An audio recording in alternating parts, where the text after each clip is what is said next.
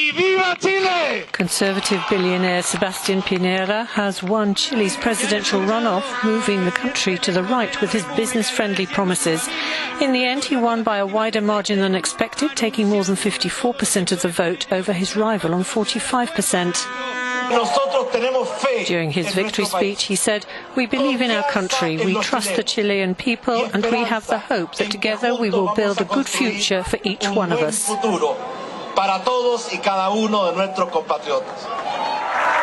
Left-winger Alejandro Guillier conceded defeat, congratulating his opponent on his win and his return to the presidency after a 4-year gap. Guillier had campaigned on reducing inequality and making education more affordable, but he was too closely linked with the outgoing president, Michelle Bachelet.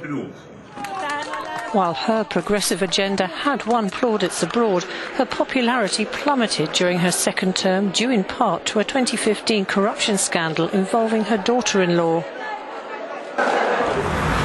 Pinera once again takes up the presidential baton, promising to make Chile the first Latin American country to achieve developed nation status in the Organization for Economic Cooperation and Development. Russia's security service, the FSB, shows how they detained 7 people said to be supporters of so-called Islamic State after acting on intelligence supplied by America's CIA. The rare show of cooperation between the two countries has now been confirmed by the US's intelligence agency. Explosives and weapons were found during the arrests. The suspects are said to have been of Dagestan and Tajikistan origin. The White House released a statement after Russian President Vladimir Putin called President Donald Trump reportedly to thank him. It said it showed what positive things can occur when the two countries work together. The suspects are said to have been preparing to bomb St. Petersburg's Kazansky Cathedral and other areas in Russia's second city where large numbers of people gather. Sunday's conversation between the two leaders marks the second time the two men have spoken in a week. On Thursday, they're said to have discussed North Korea. Until now, relations between Washington and Moscow have been dominated by disagreements over the wars in Ukraine and Syria.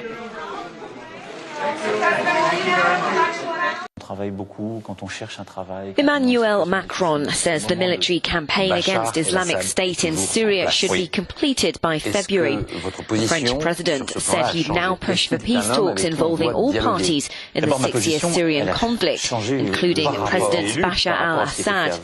I wish to cooperate with other powers because my priority is the extermination of Daesh before Bashar. Bashar is the enemy of the Syrian people. My enemy is Daesh. That's the summary of my thoughts. We just won the war in Iraq with the coalition. On 9th of December, Iraqi Prime Minister al-Abadi announced the end of the war and victory against Daesh. I think that between now and the end of February, we will have won the war in Syria. Bashar al-Assad will be there. Despite being a leading backer of the Syrian opposition, President Macron has said the departure of al-Assad was not a precondition for talks. Russia and Iran has backed al-Assad's government. Last week, President Vladimir Putin announced a scaling back of Russian forces in Syria, saying their mission was largely complete. Pope Francis has condemned the spread of fake news as a very serious sin. Speaking from the Vatican as he celebrated his 81st birthday, the pontiff urged journalists not to practice disinformation or defamation, calling the profession fundamental to democratic societies. He called for reporters to give both sides to the story and not to drag up earlier scandals. It comes amid a host of allegations of sexual misconduct within the Catholic Church. Days earlier, an Australian inquiry into child abuse uncovered serious failings across mainly Catholic institutions.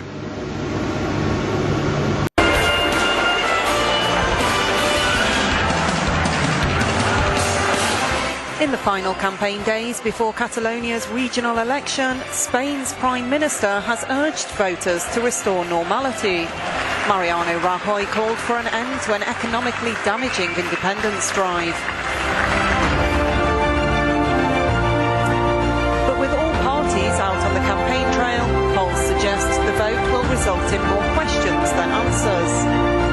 There are no clear indications of whether pro-independence or so-called constitutional parties will triumph. One poll predicts a hung parliament with no party or bloc forecast to gain the 68 seats needed to reach a majority. The push for secession from Spain has divided both the region and the country, led to a business exodus and put Spain's economic prospects in jeopardy.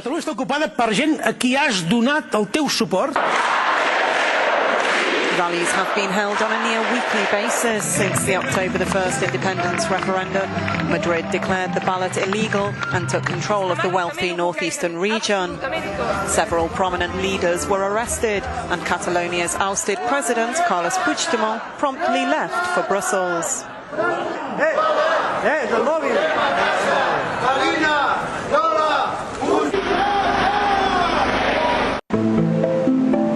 It may look like a white-knuckle fairground ride, but this futuristic tram is the latest design in Swiss public transport. The world's steepest funicular whisks passengers almost 1,500 metres above sea level to the mountain village of Stuss in central Switzerland. Its barrel-shaped carriages adjust their floors so passengers can stand upright whilst it climbs towards the Alpine plateau at inclines of up to 110 degrees. The line's arrival comes after 14 years of planning, with construction beginning in 2013. Costing €45 million, the Stussbahn replaces an older line that's been in operation since 1933. The tram, which reaches speeds of up to 10 metres per second, climbs or descends almost 750 metres. Only accessible via the tram, the whole trip to the small car-free resort of Stuss, located high above Lake Lucerne, lasts only around 4 minutes. Donald Trump has refuted speculation he's about to fire Special Counsel Robert Mueller. The US president is investigating allegations of Russian meddling and possible collusion between Trump's team and Moscow during the 2016 presidential campaign. And now Trump's lawyers claim his transition team's emails were improperly obtained. Not looking good. It's not looking good. It's quite sad to see that. So my people were very upset about it. I can't imagine there's anything on them, frankly, because, as we said, there's no collusion. There's no collusion whatsoever. But a lot of lawyers thought that was pretty sad. The accusation adds fuel to the fire. The Trump administration denies working with Russia during the election, with the president labeling the inquiry a witch hunt.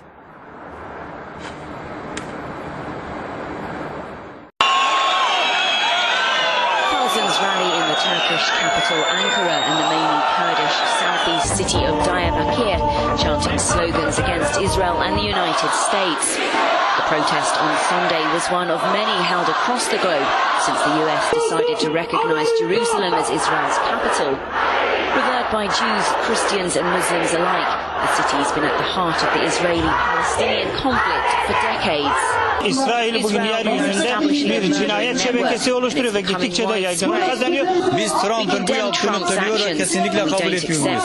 Filistin, Mescid-i Aksa bütün mukaddesatımızdır. Days after leading a summit of Muslim leaders over the issue, Turkish President Erdogan says he intends to open an embassy in East Jerusalem. We've already declared East Jerusalem as the capital of the Palestinian state, but we haven't been able to open our embassy there because Jerusalem is currently under occupation. God willing, we will open our embassy there. How he'll do this isn't clear, as Israel controls all of Jerusalem and calls the city its indivisible capital. E televidente, momento para um espaço comercial, ora no Back e Deporte.